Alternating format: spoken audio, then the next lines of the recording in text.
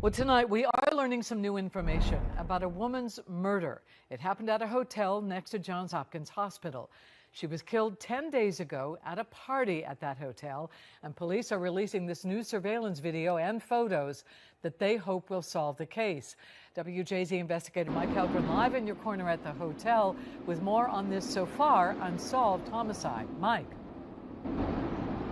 Denise, police tell us they know who rented that hotel room, that they want everyone at that party to come forward. No detail is too small.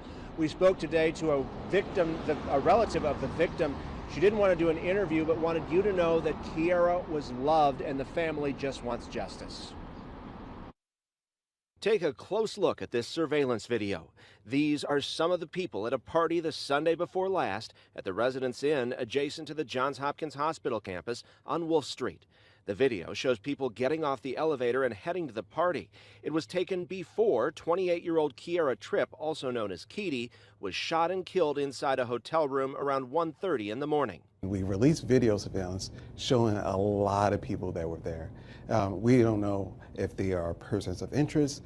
We don't know if they're suspects, but we know that they were in that room. Are you starting to get some more leads on this? I mean, how critical is that video? Yeah, so the investigators have not stopped working since the 17th of November, and we have got some inquiries since the video has been posted.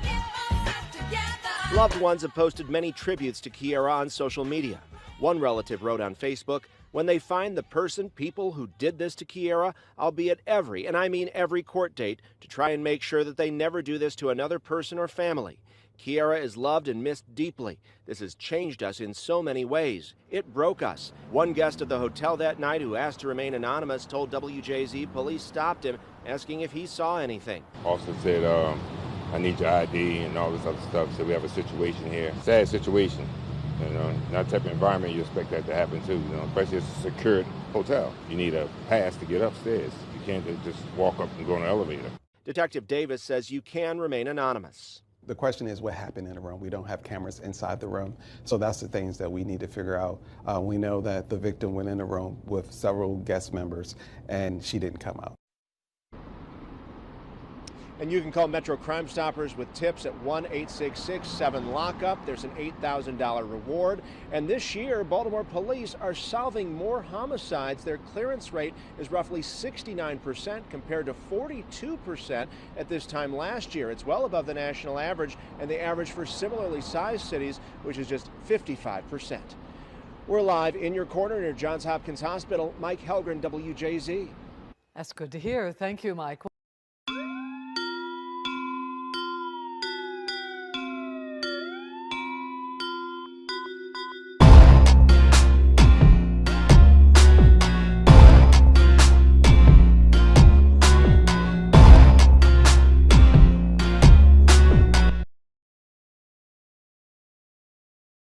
Welcome to Nikki Scoops. Today we'll discuss 3 cases that are profoundly sad and heartbreaking. If you're new here, please hit the subscribe button. To my returning subscribers, thank you and welcome back. Let's now turn to Baltimore, where our first story took place.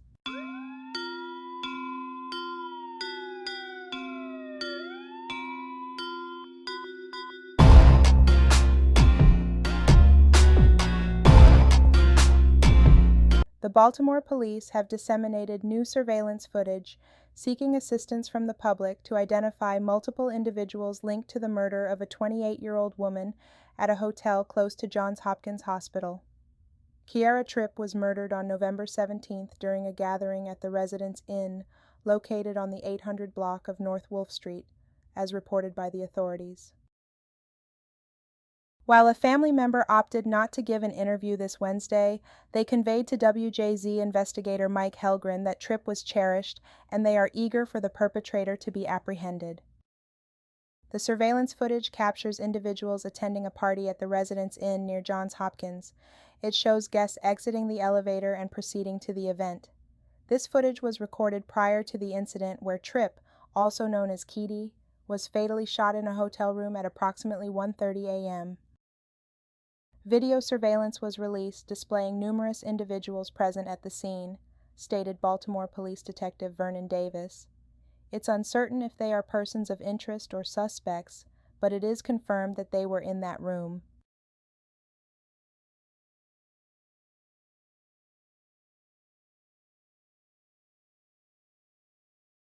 Many tributes to Tripp have been shared by loved ones on social media. A family member posted on Facebook, "When they find the people who did this to Kierra, I'll be at every, and I mean every court date to try and make sure that they never do this to another person or family."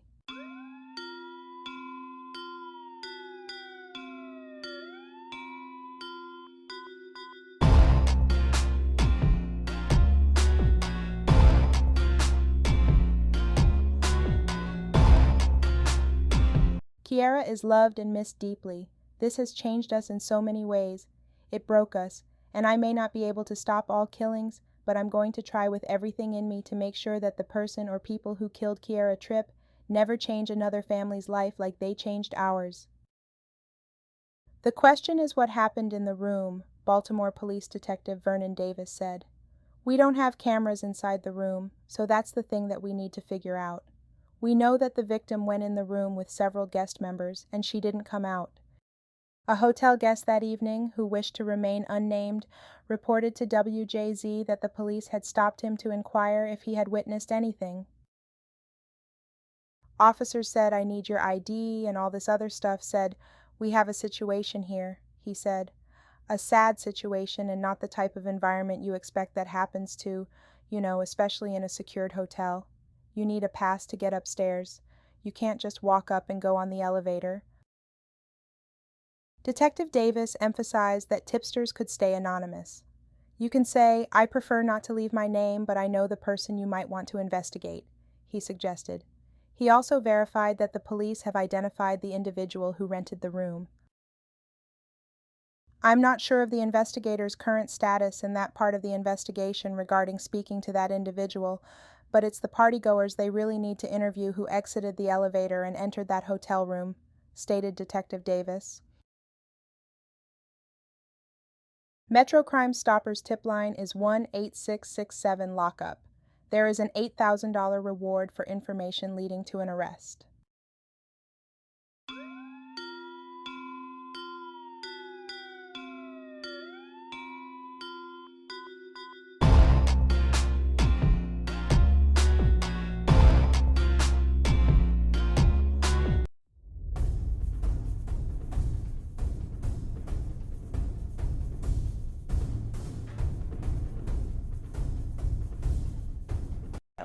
A Bronx man is dead after police sources say he was beaten to death with a baseball bat. The victim's fiance spoke exclusively with News 12's Tim Harfman, who is in Bronx Neck, with the details. 2-year-old Kalia and 6-month-old Camila are now without their father. It was really senseless. My girls don't deserve not to have a father. Brittany Shears says her fiancé, Christopher Samaru, got into a fight with their landlord's brother last night. Police sources say the 30-year-old was beaten with a baseball bat at his home on Throgs Neck Expressway near Layton Avenue. Police say he was taken to a local hospital where he was pronounced dead. He goes straight to the trunk of his car, grabs a steel bat, and runs up my steps to the front of my house and starts wailing on my husband. From there, my husband jumps on him. They fall down here onto the ground. She says the landlord then jumped in to attack Samaru.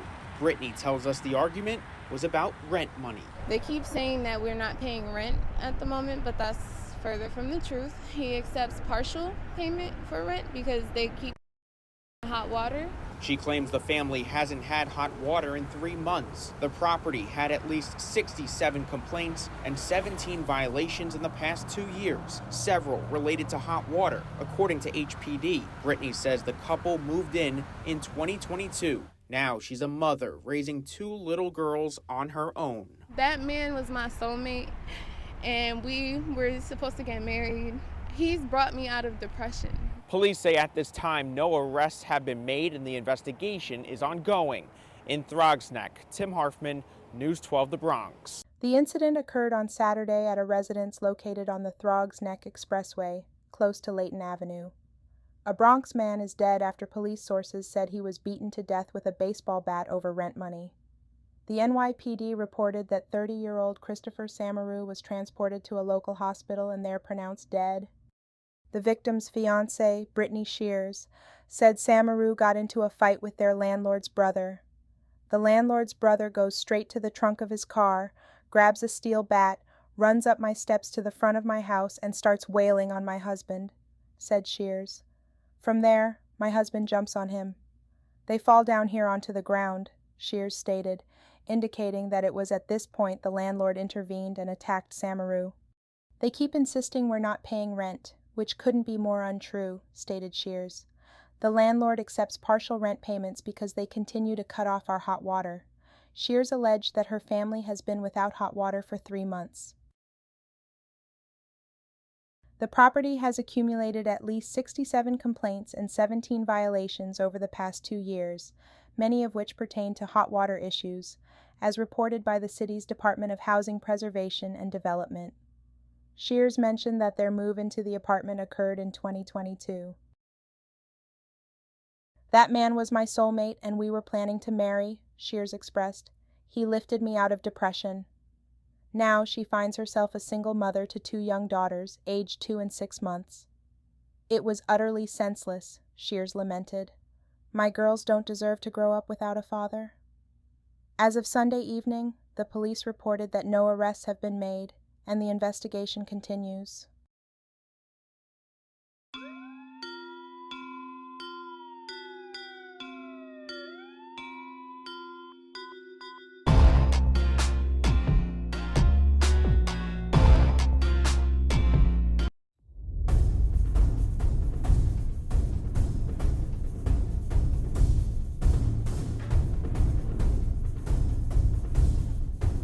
Leticia Rodriguez already faced a number of other charges related to the boy's death. Fox 5's Denise Dillon tells us the young mother is now in jail with 5 felony charges against her.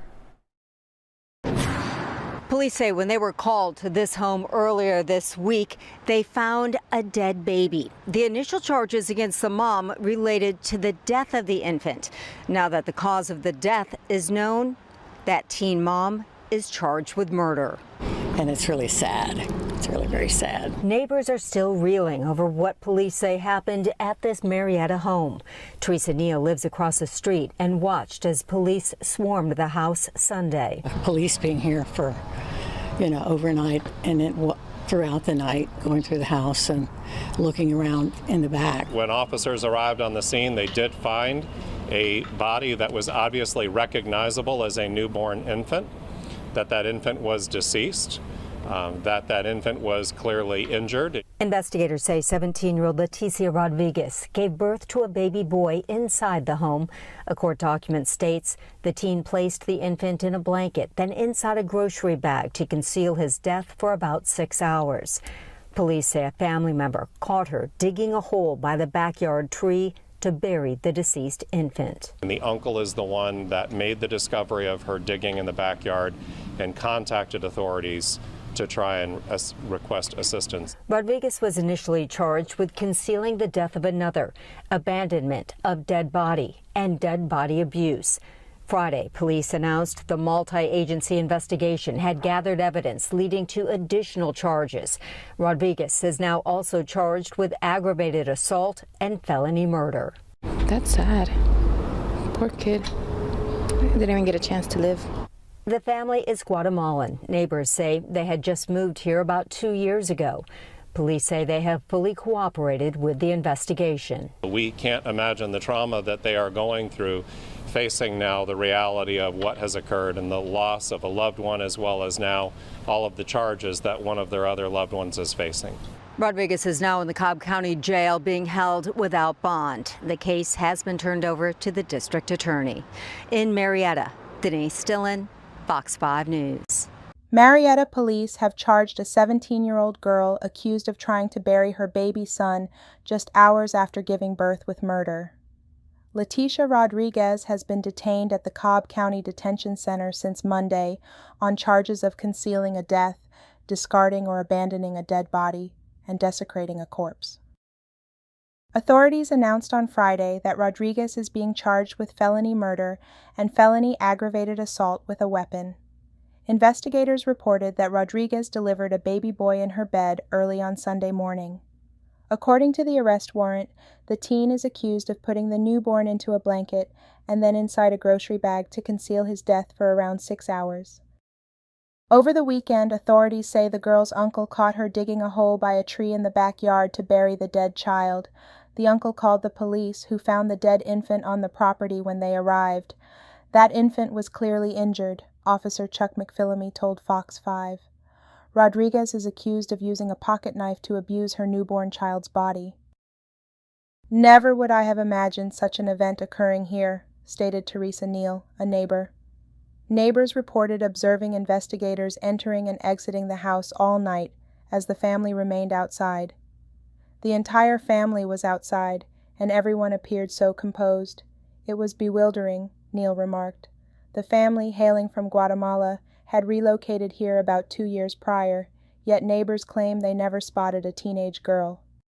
Police say her uncle caught her digging a hole in the backyard.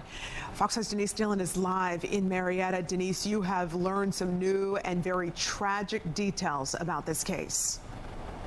Yeah, it is all so heartbreaking. From the birth of a baby boy inside this home to what police found here hours later when they arrived. And we have to warn you that some of these details are disturbing. I would never have thought anything like this happened here. In this Marietta neighborhood, where children play in their yards and look forward to the ice cream man, no one could have imagined what police say unfolded in this home on Gramling Street.